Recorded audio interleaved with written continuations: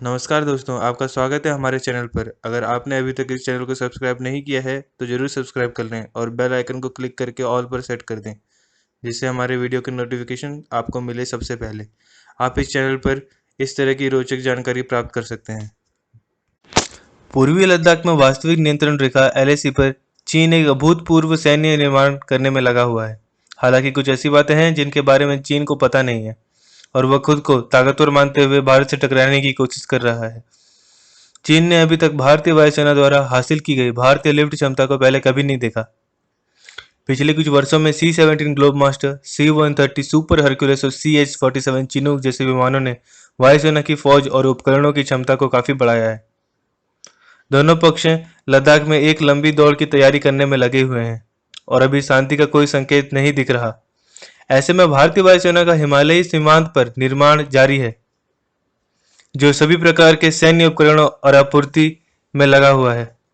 इसमें पुराने IL-76 और AN-32 भी शामिल हैं, जो 1980 के दशक में भारतीय वायुसेना के बेड़े में शामिल हुए थे।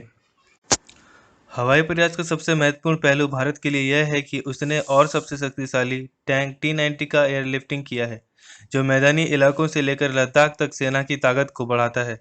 LAC पर चीन भी अपनी सेना और हथियारों की तैनाती में लगा हुआ है, जिसमें वह नए हथियारों के साथ साथ भारी टैंक भी ला रहा है। IAF के एक अधिकारी के अनुसार T-90 को एयरलिफ्ट करना C-17 के पेलोड क्षमता के कारण संभव था, जो लगभग 77 टन है। एक T-90 का वजन लगभग 46 टन है, जो IL-76 की क्षमता से अधिक है, जो लगभग 45 टन एयरलिफ्ट कर सकता है। लेह जैसे उच्च ऊंचाई वाले हवाई क्षेत्रों का परिचालन वातावरण उस भार को प्रतिबंधित करता है जिसे ले जाया जा सकता है। IAF के पास चंडीगढ़ स्थित IL-76 का एक स्क्वाड्रन है। इसके अलावा आगरा में स्थित एक और 6 IL-78 मीडियम रिफ्यूलिंग टैंकर, जो कि IL-76 के समान है, इनका उपयोग पारंपरिक परिवहन भूमिका में किया जाता है। IAF के पास 104 AN-32 मध्यम लिफ्ट विमान है। सेना के पास पुराने T-72 टैंक की 3 रेजिमेंट थी, जिनका वजन लगभग 40 टन था, जिसे एक सेक्टर में तैनात किया गया था। इन टैंकों में से कई BMP-2 मैकेनाइज्ड लड़ाकू वाहनों के साथ 1990 के दशक की शुरुआत में IL-76 द्वारा लद्दाख को भेजे गए हैं। ट्रैक्टर ट्रेलर के वजन और लंबाई को देखते हुए यह उच्च पहाड़ी दर्रे और संकीर्ण फैलाव के कारण व्यवहारिक नहीं है, जो मुख्य भूमि से लद्दाख तक सड़क लिंक पर स्थित है। टैंक ट्रांसपोर्ट्स का उपयोग केवल लद्दाख के भीतर कुछ सड़कों पर किया जा सकता है।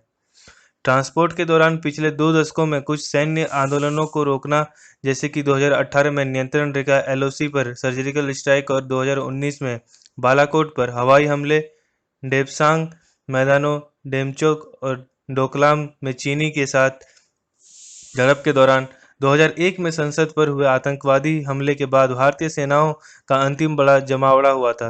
तब से टन भार के मामले में भारतीय वायुसेना की भारी एयरलिफ्ट क्षमता दोगुनी हो गई है। 2008 में IAF ने C-130 को शामिल करना शुरू किया, जिसमें से 11 अब सेवा में हैं। लगभग 20 टन के पेलोड के साथ इन्हें सियाचिन के पास रणनीतिक दौलत बेग ओल्डी DBO जैसे लैंडिंग स्ट्रिप्स में आगे के क्षेत्रों पर वायु रखरखाव के लिए एक रास्ता दिया है, जो पहले AN-32 पर निर्भर था। IAF की सूची में अगला C-17 से, जो 2013 से सेवा में है। स्वदेशी ध्रुव रूसी Mi-17 V5 मध्यम लिफ्ट हेलीकॉप्टरों और US CH-47 Chinook heavy lift हेलीकॉप्टरों के शामिल होने से भी बढ़ावा मिल रहा है। भारतीय वायुसेना ने 2008 से लगभग 90 ध्रुव शामिल किए हैं। लगभग 150 Mi-17 बैचों में खरीदे गए हैं। पहले के संस्करणों के साथ संयुक्त रूप से Mi-17 बेड़े की संख्या 220 बताई गई है। पिछले साल चिनूक खरीदे गए हैं। ये सभी मौसमों, विशेष रूप से पहाड़ों में 24 घंटे चलने वाली क्षमता में वृद्धि करते हैं। 2018 की सर्दियों में भारतीय वायुसेना ने अपनी तेजी से एयरलिफ्ट की क्षमता का प्रदर्शन किया था। इसमें चंडीगढ़ से एयरलिफ्ट करके लद्दाख क्षेत्र में 463 टन लोड रिकॉर्ड किया गया था। C-17, IL-76 और AN-32 सहित 16 फिक्स्ड विंग विमानों के एक बेड़े ने 6 घंटे से कम समय में यह काम पूरा किया।